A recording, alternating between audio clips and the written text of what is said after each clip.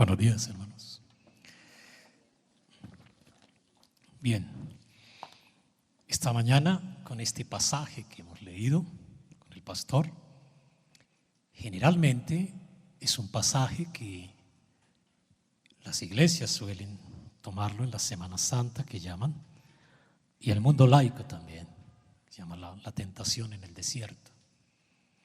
Pero yo hace unos meses lo venía pensando, porque este pasaje de la tentación en el desierto,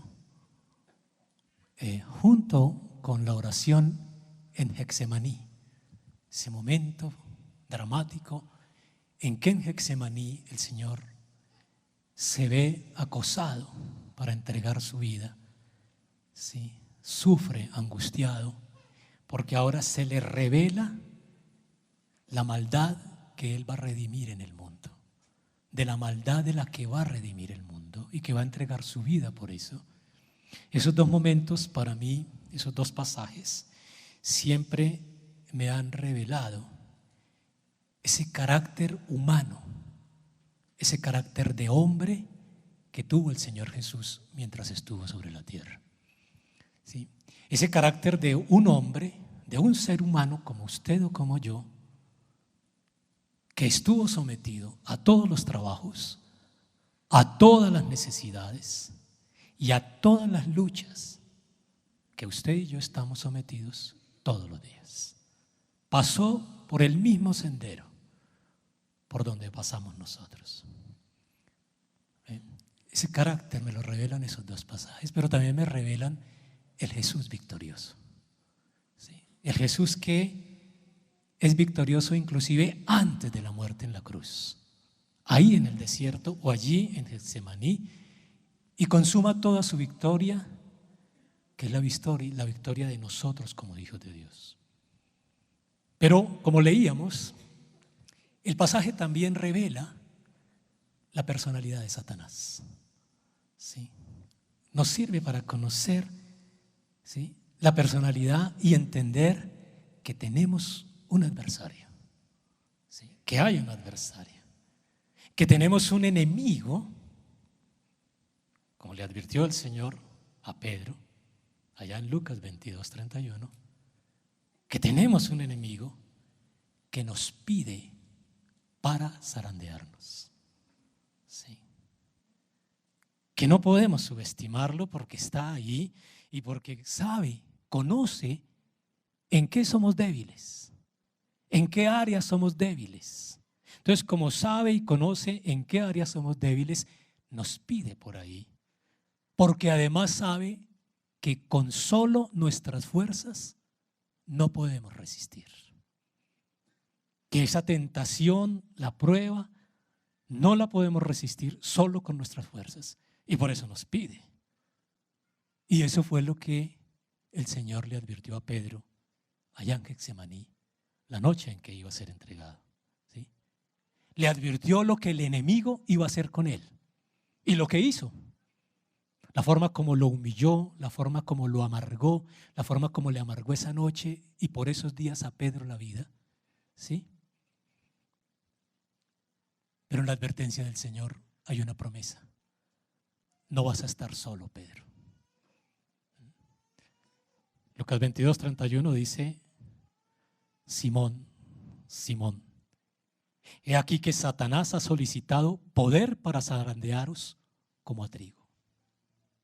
Pero yo he rogado por ti que tu fe no falle. Y tú, cuando te hayas vuelto, fortalece a tus hermanos. El amor del Señor, la fidelidad. Eres débil, Pedro. Y Satanás ha pedido zarandearte y te va a acosar. Pero tú no estás solo, Pedro. Yo he rogado por ti. Pedro, ¿sí?, menospreció al enemigo, lo subestimó porque no le conocía la personalidad que nosotros le conocemos ahora o que le podemos conocer a través de este pasaje, ¿sí? Pedro desconocía la capacidad del enemigo para influenciar en el mal y por eso no entendió en ese momento lo que el Señor le estaba advirtiendo. De ahí la ligereza de Pedro para responder. No, Señor, estoy dispuesto a ir contigo no solo a la cárcel, sino también a la muerte. ¿Sí? Cualquiera dirá, qué valiente, qué duro Pedro. Una declaración atrevida, una declaración fruto de un carácter impulsivo, sanguíneo, osado, atrevido. Un carácter en el que Pedro fundaba sus fuerzas y se sentía seguro, pero que Satanás sabía, como decían nuestros abuelos, el diablo más sabe por viejo que por diablo.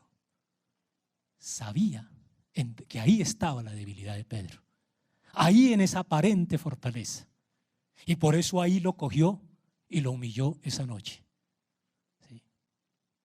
Y eso fue lo que desconoció Pedro. No sabía el enemigo que estaba enfrentando.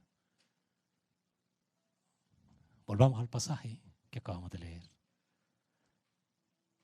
Satanás no fue al desierto a buscar al Hijo de Dios. Sabía que se iba a encontrar con el Hijo de Dios, porque él sabía que era el Hijo de Dios. Satanás fue al desierto a buscar a Jesús el hombre. Satanás fue por el hombre, porque sabía que Jesús, ¿sí?, ese ser divino que se hizo hombre, que se humilló a sí mismo, que bajó hasta aquí y se encarnó en un cuerpo como el suyo o el mío, para compadecerse de usted y de mí. Ese hombre estaba atravesando pruebas y podía atravesar pruebas. Satanás fue a buscar ese, y fue a buscar a ese hombre, Jesús, para truncar el plan de Dios. Iba para truncar el plan de la salvación, el plan de la redención. Y por eso se fue allá, a buscar el hombre. Y el pasaje que leímos ahorita dice que Jesús fue tentado todo el tiempo. No solo ahí en los 3 momentos que vemos, no. Versículo 2 dice, solo después de la tentación es que tuvo hambre. Es decir, todo el tiempo, inclusive cuando termina el pasaje, recuerden que dice ahí, y se retiró Satanás por un tiempo, ¿sí?, por un rato. Todo el tiempo lo estuvo rodeando, es decir, los 40 días que el Señor pasó en el desierto, estuvo rodeado de fuerzas invisibles y ocultas, ¿sí? Estuvo rodeado de poderes de las tinieblas y de la destrucción, ¿sí? Y entonces, allí en esa lucha fue tentado. Y la lucha del Señor en el desierto no fue contra Satanás, fue contra la tentación. La lucha del Señor fue contra la tentación. Y aquí entonces hay dos cosas importantísimas que yo encuentro en el pasaje para resaltar, ¿sí? La primera, que aunque Satanás estuvo tentando y molestando al Señor todo el tiempo en el desierto, el Señor, en el momento en que se le atraviesa, no le argumentó para nada que él era el Hijo de Dios. Para nada el Señor sacó a relucir sus poderes, que los tenía como Hijo de Dios. No. Satanás lo presionaba, lo acosaba, y el Señor lo que hizo fue citar la palabra del Señor. No más. No se le paró como el Hijo de Dios. Todo el tiempo le citó el Deuteronomio, ¿sí? Y con eso el Señor nos enseña que cualquier debilidad humana que usted y yo tengamos y tenemos, por fuerte que ésta sea, si la sometemos a los mandamientos del Señor, podemos resistir la tentación. Cualquier debilidad humana que tengamos, si la sometemos a los mandamientos, podemos resistir la tentación. Pero ahí aparece el segundo aspecto, que es vinculante. Versículo 1 dice, Jesús, lleno del Espíritu Santo, regresó del Jordán y era conducido por el Espíritu al desierto. Jesús pasó, como le digo, por un mal momento allí en el desierto, como pasó a otros. Pero allí en el desierto pasó 40 días en medio de pruebas físicas y emocionales. Pero vean lo que dice el versículo. Jesús fue conducido por el Espíritu. ¿Qué nos enseña esto? Que yo no puedo hacerle frente a las tentaciones de este mundo, ni a las pruebas que este mundo me pone con mis propias fuerzas. Ni siquiera con mis fuerzas religiosas. ¿Sí? En otra palabra, Jesús no cedió a la tentación, porque el versículo dice, estaba lleno del Espíritu Santo. Sin esa llenura del Espíritu Santo, así no sepamos toda la Biblia de memoria, así no sepamos cantidades de versículos y los saquemos, así nos vengamos al templo todos los domingos y alabemos y cantemos y ofrendemos y hagamos todo lo que queramos. Si nosotros no tenemos el Espíritu Santo, si el Espíritu Santo no es el que nos conduce, cederemos a la tentación. ¿A usted le habrá pasado lo que me pasa a mí cuando cedo a la tentación? Pero Señor, si yo sabía que en tu palabra dice esto o aquello, ¿cómo me pudo pasar esto, Señor? Si yo conozco tu palabra, ¿cómo pude ceder? El Señor conocía la palabra y se la citó, pero el Señor estaba lleno del Espíritu Santo y por eso pudo vencer la tentación en el desierto. ¿Entiende? No porque se sabía de memoria los mandamientos. Se cuenta que Satanás también se lo sabía. Allí actuó como un teólogo erudito, un maestro de teología. ¿Sí? Allí actuó como tal. Y le argumentó al Señor con la palabra con la que el Señor le argumentaba. Pero la diferencia en la que el Señor pudo superar esta prueba, o la de Getsemaní, era que estaba lleno del Espíritu Santo. Era un hombre sometido a todas las pruebas y las tentaciones que usted y yo estamos sometidos. Era un hombre como usted o como yo, un ser humano como usted o como yo. Pero porque estaba lleno del Espíritu Santo, pudo ser obediente a la palabra de Dios. Y ese es nuestro ejemplo que tenemos. Un Señor que se compadece de nosotros porque pasó por las mismas pruebas y las mismas tentaciones que podemos pasar nosotros. El siglo pasado hubo un escritor muy famoso, griego, estuvo a punto de ganarse un premio Nobel en la literatura. Nikos Kazantzakis se llamaba este hombre. Yo no sé si creyente o no, laico. Escribió poemas, obras de teatro y muchas novelas. Y hay dos novelas muy hermosas de él. Una se llama Cristo de nuevo crucificado. Una hermosa novela en la que este autor evidencia, se pone a buscar en la novela, siguiendo la vida de Jesucristo, a escrutar los recovecos más oscuros del ser humano. Y al final en la novela concluye, y concluye uno cuando lo lee, que definitivamente la maldad no tiene solución humana. Que si no es por el Señor, la maldad no tiene solución humana. Entonces él concluye en su novela que si fuera por la maldad humana, crucificaríamos 1000 veces a Jesucristo. Que si fuera por la maldad humana, dejaríamos a nuestro hermano morir de hambre. Que si fuera por la maldad humana, ¿sí?, somos capaces de matar por la codicia y traicionar a todos. Y su segunda novela, que además también es muy hermosa, fue La última tentación de Cristo. Bonita, hermosa novela, donde él hace unas descripciones paralelas en el Evangelio de la vida de Jesús. Y al final, en la última escena, él se toma la libertad como escritor, como inventor de historia, de tomarse una tentación de Cristo, de quedarse aquí en la tierra y hacer una vida común y corriente y renunciar a la cruz. Y allí el enemigo lo tienta ¿sí?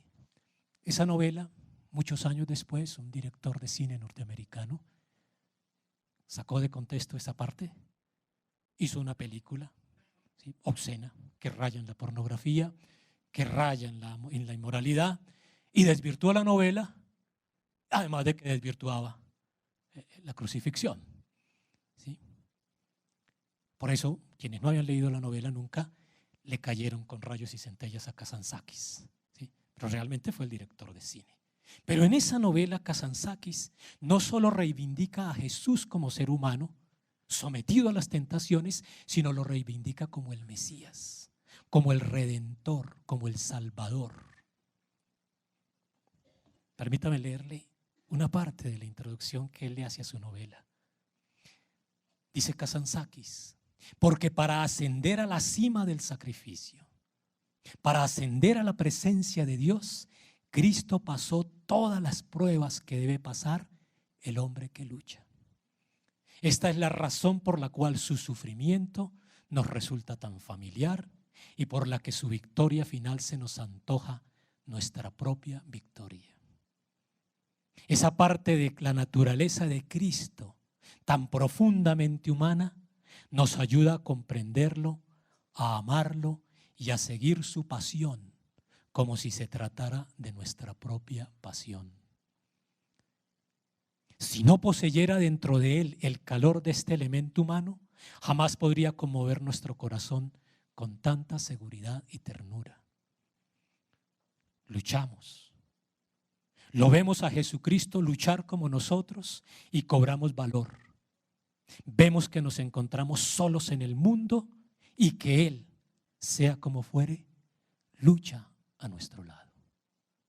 Ese es Kazantzakis en su novela. Ese fue el que desvirtuó el director de cine. Pero es ese Jesús sometido a lo que usted y yo todo el tiempo estamos sometidos, a la prueba, a la tentación.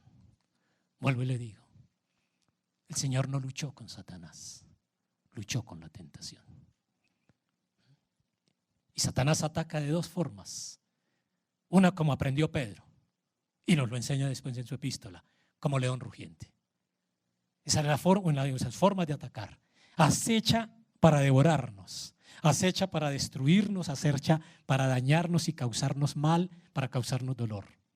Pero también Pedro nos enseña en 2 de Corintios que a veces se disfraza de ángel de luz para engañar. Y me atrevería a decir que casi que es la forma que más toma para acecharnos, la de ángel de luz. Y como ángel de luz se le presentó al Señor en el desierto, medroso, timador, tracalero, como dice don Juan, simulador, fabulador, mentiroso. Así se le presentó y así se nos presenta en la tentación y por eso cedemos.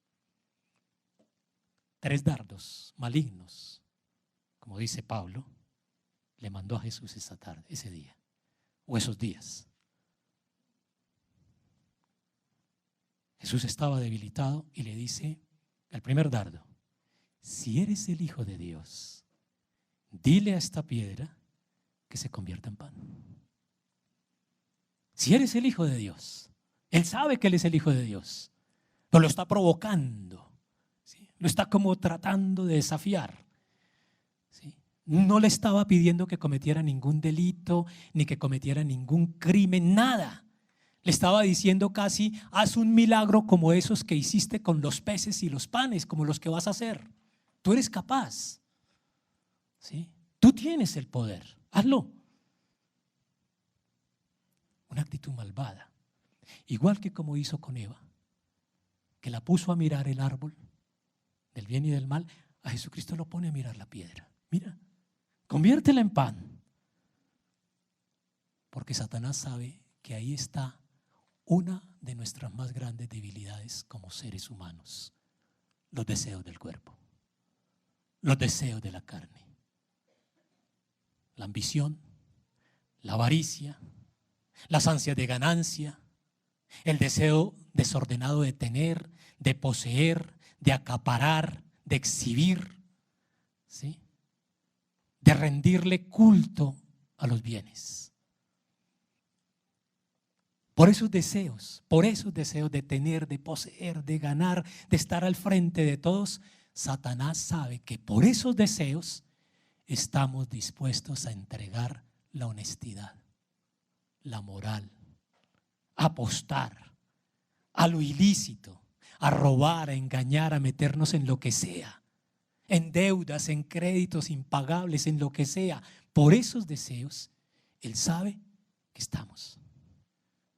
Es decir, como género humano, Satanás nos tiene en una baja opinión y no se equivoca. Estamos dispuestos a lo que sea. Recuerden que cuando está hablando con el Señor, cuando acusa a Job, que el Señor le dice: mira mi siervo, amoroso, entregado, fiel, aunque tú me has incitado contra él. Satanás le da un argumento que no es mentira. Piel por piel. Todo lo que el hombre tiene, dará por su vida. Todo lo que el hombre tiene. Siglos después, Nicolás Maquiavelo, de los autores que más admiro, parafraseó esa frase de Job, de Satanás al Señor. Escribía Maquiavelo: los hombres son tan simples y se someten a la necesidad en tanto grado que el que engaña con arte haya siempre gente que se deje engañar. Son así. Nos agarran los bienes, nos agarran la necesidad, en lo que sea. El mismo Maquiavelo le decía al rey: mire, no le toques el bolsillo a tus súbditos.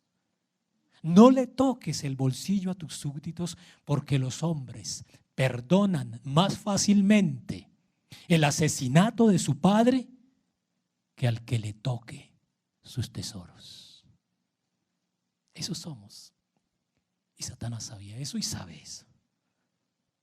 El Señor en ese momento es un hombre en el desierto, aguijoneado por el hambre, acosado por la necesidad física, y no se dio.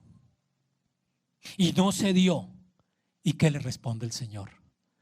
No solo de pan vivirá el hombre, sino de toda palabra de Dios. ¿Qué es lo que le está diciendo el Señor a Satanás? No solo de pan vivirá el hombre, sino. Esa conjunción sino en la gramática se usa para introducir una afirmación que se opone a una negación. Se lo explico. El Señor le está diciendo: Satanás, la palabra dice que no solo de pan vivirá el hombre solo vivirá de la palabra de Dios. No es que el Señor le está diciendo: el hombre vivirá además de la comida, de la palabra de Dios. No, le dice: no solo de pan vivirá el hombre. No, en cambio sí le está diciendo: el hombre vivirá solo de la palabra de Dios. Y el día en que el hombre viva solo de la palabra de Dios, lo demás será añadido. Lo demás será añadido. No tendrá que preocuparse por la necesidad, ni por la deuda, ni por el problema, ni por el trabajo, ni por el ingreso, ni por el sustento. Podrá vivir. No, a veces nos pueden decir: es que usted vive de la Biblia, del Evangelio. Sí, esa debe ser nuestra respuesta. Es que yo vivo de eso. Solo de la palabra de Dios yo vivo. El Señor provee el resto. El Señor añade el resto. Jesús tenía hambre. Jesús estaba acosado. Jesús necesitaba comida física. Y como hijo de Dios tenía el poder para convertir esas piedras en pan.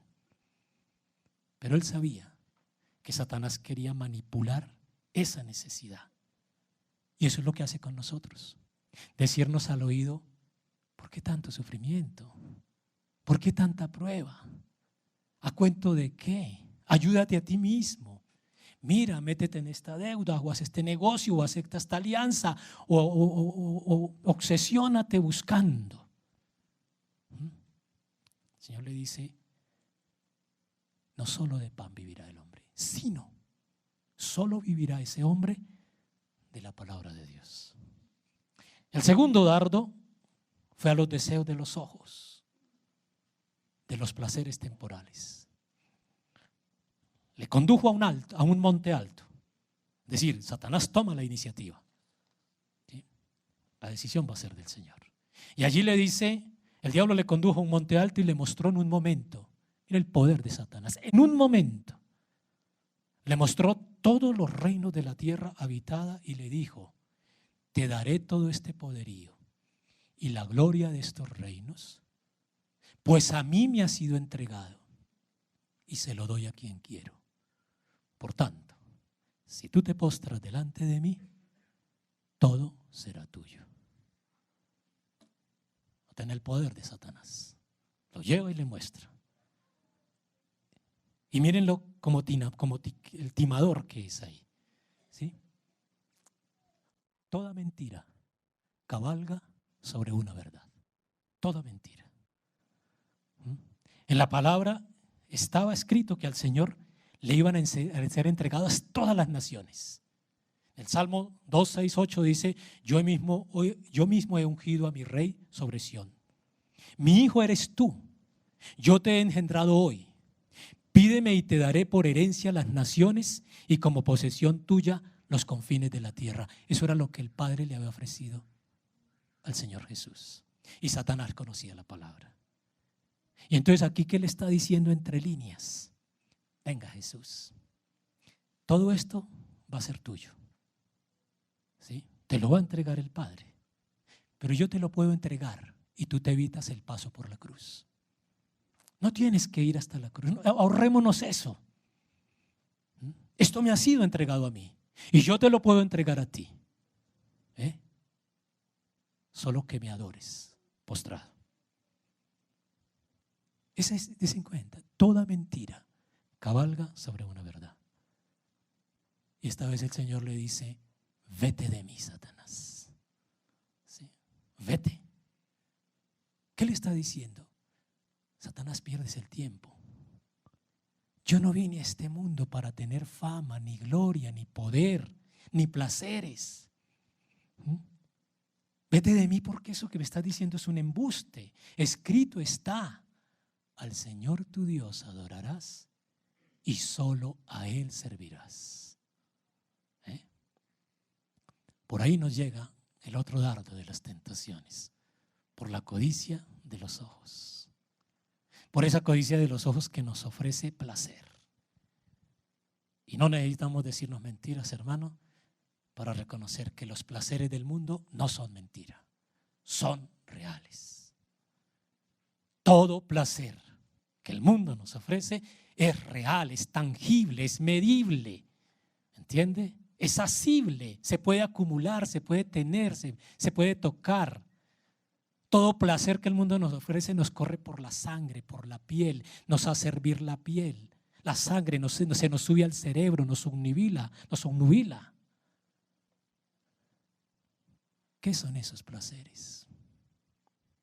Los vicios que nos ofrece el mundo. Eso con que infestamos a veces el cuerpo. Eso con que le rendimos culto al cuerpo. Eso que nos dice, mire, vas a ser admirado, envidiado, adulado.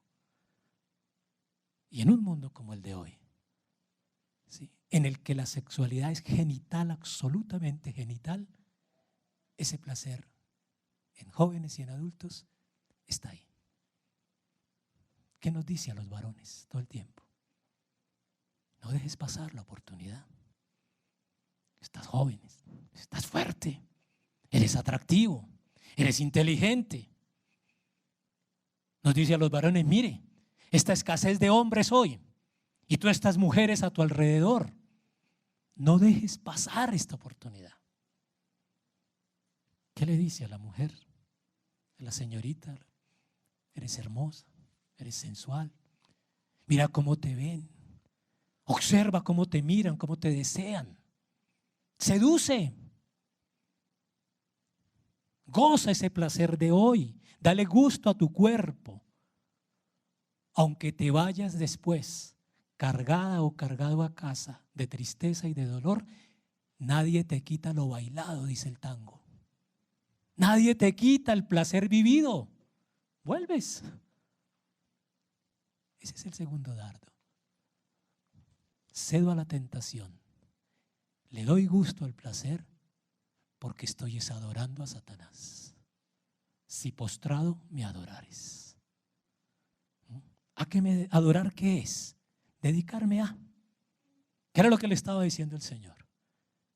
Te dedicarás a mí.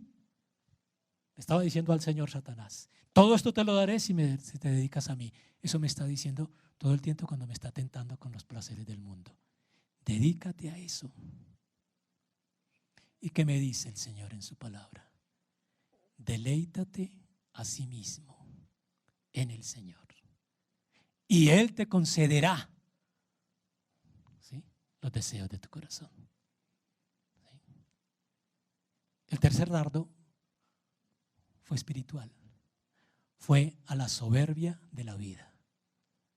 En el versículo 9-11 le dice: el diablo lo condujo a Jerusalén, lo puso de pie sobre el pináculo del templo y le dijo: si eres el Hijo de Dios, tírate de aquí para abajo, porque está escrito que a sus ángeles dará orden acerca de ti, de que te guarden en todos tus caminos. Allí en la esfera virtual lo tentó. ¿Sí? Satanás quería que el Señor se botara por ese pináculo, que los ángeles lo recibieran y que la gente lo viera descender en un espectáculo majestuoso y de una vez lo declarara el Mesías sin tener que ir a la cruz. Por eso le digo, siempre está tratando de truncar el plan. Tú te botas por este pináculo, los ángeles te reciben, como dice la promesa, y te van a aclamar como el Mesías. Puedes descender por esto y nos ahorramos la cruz. Por ahí está el tercer dardo que nos manda: nuestra vanidad. ¿Sí? Satanás nos puede llevar a prescindir de Dios. Y la tentación nos puede llevar a prescindir de Dios. Soy honesto, trabajador, responsable, buen padre, buen esposo, soy cumplidor, estudioso, honro todos mis compromisos. Entonces, para mí la idea de Dios no es más que una idea para ir un domingo. Eso es lo que me dice Satanás. Llévate tú la gloria, llévate tú la honra. Eres inteligente, eres capaz, coge los méritos, hazlo tú solo. ¿Sí? Hazlo tú solo. Para eso estudiaste, para eso has trabajado, para eso has ahorrado, para eso eres un gran empresario, un gran patrón, un gran profesor, un gran profesional. Es un mundo de vanidad, de todos los días. El medio en el que yo me muevo, hermanos, es ese. Todos los días uno lucha, no solo allá en la universidad, internamente, con la vanidad. Me citaron, escribieron de mí, me nombraron, hablaron de mí, leyeron mis textos. Yo conozco de fondo eso, mi querido hermano. Vengo de una familia que conoció el poder de cerca y sabe qué es la adulación de eso. Y uno sabe qué es luchar contra esas vanidades, aún siendo padre. Es fácil en esas vanidades humanas, en esas vanidades ilusorias, olvidarse y prescindir del Señor. Yo puedo solo. Y esto lo he logrado con mi esfuerzo. Y con mi esfuerzo puedo lograr más. Yo soy capaz, nada me queda grande. Y por ahí fue que quiso Satanás que el Señor se diera. Y lo tentó. Y me puede tentar a mí. La tentación es ceder al mal. La tentación es una incitación a prescindir de Dios. En lo que sea, en la necesidad, en los placeres, en la vanidad de la vida, es una tentación a prescindir de Dios. Lo que estaba intentando Satanás con el Señor era: prescindamos del Padre. Usted ya está aquí en la tierra. Usted ya puede tener todo lo que le prometió. Usted tiene poder para convertir el pan en piedra, la piedra en pan. Usted tiene todo el poder para pasar todo peligro. Prescindamos de Dios. Ahorrémonos la cruz y quedamos bien. El ejemplo de Jesús, ¿cuál fue? ¿Sí? La llenura del Espíritu Santo. en mí Satanás no haya nada de él cuando tengo la llenura del Espíritu Santo. En mí hay debilidades, hermano. No somos fuertes. Que cuando usted dice, es que soy muy débil, hermano, usted y yo somos muy débiles. Y a lo mejor yo soy más débil que usted. Pero cuando el Espíritu Santo está en nuestra vida, es Él el que nos libra. Y entonces cuando el Espíritu Santo está en nuestra vida, Satanás no haya nada para Él en nosotros. En Juan 14:30, cuando el Señor se está despidiendo de sus discípulos, les dice: no hablaré ya mucho con vosotros, porque viene el príncipe de este mundo y él nada tiene en mí. Porque viene el príncipe de este mundo y él nada tiene en mí. Ya intentó en el desierto y no encontró en mí nada de él. Tenía hambre, estaba acosado, estaba asediado por las pruebas, pero no encontró en mí nada. De él no encontró en mí. Me tentó en Getsemaní y en mí no encontró nada de él, porque el Señor estaba lleno del Espíritu Santo. El diablo nos hace ceder en la tentación, no porque somos débiles, hermano, porque a veces se encuentra en nosotros y en nuestras debilidades cosas de Él por la falta de andar en el Espíritu. Pablo dice en Gálatas 5:16: andad en el Espíritu y no satisfagáis los deseos de la carne.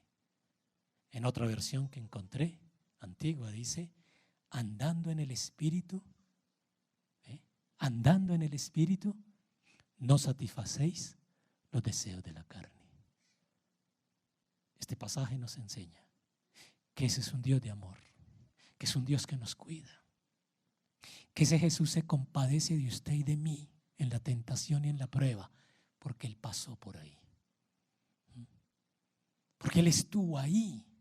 Solamente que, como dice Hebreos, porque tal sumo sacerdote nos convenía, santo, inocente, sin mancha, apartado de los pecadores y encumbrado por encima de los cielos. Pero fue que el Señor supo honrar al Padre. Si yo sé honrar al Señor, el Señor me honrará ante el Padre. Pero para eso yo necesito el Espíritu Santo. Yo necesito andar en el Espíritu Santo. Yo necesito estar lleno del Espíritu Santo para que sea el Espíritu el que me conduzca, ¿sí?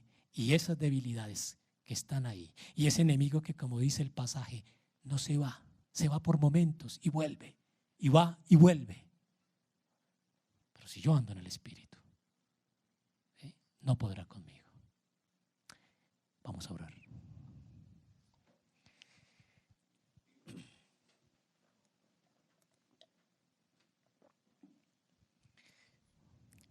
Padre, te agradecemos tu amor y tu misericordia, Señor. Gracias, Señor, por habernos dado a tu Hijo. Gracias por haber enviado a tu Hijo, Señor, por ese plan de redención, por ese plan de salvación, Señor, porque te compadeciste de nosotros, Señor, y nos diste a tu Hijo, Señor, para que muriera por nosotros y la sangre de tu Hijo nos limpiara de todo pecado, Señor. Gracias, Señor Jesús, porque allá en el desierto y en Getsemaní nos diste esa lección, Señor, de saber honrar al Padre, de saber obedecer los mandamientos del Padre. Gracias, Señor, porque tuviste una vida sin mancha, sin pecado, y aún así diste tu vida por nosotros. Y hoy te compadeces de nosotros. Tú conoces a cada hermano aquí presente, Señor. Tú conoces mi vida. Tú sabes qué nos rodea. Tú sabes nuestras debilidades, Señor Jesús. Tú conoces, Señor, en qué nos puede tentar el enemigo. Te pedimos, Señor Jesús, nos ayudes. Gracias, Espíritu Santo, porque habitas en nosotros. Gracias, Espíritu Santo, porque nos consuelas, porque nos das la fortaleza, porque nos conduces si nos dejamos conducir, Señor. Ayúdanos, Espíritu Santo, a tener una sensibilidad a tu voz para dejarnos conducir por ti, para no ceder en la tentación, Señor. Te lo pedimos todo en el nombre de nuestro Señor Jesucristo. Amén. El Señor les bendiga, hermano.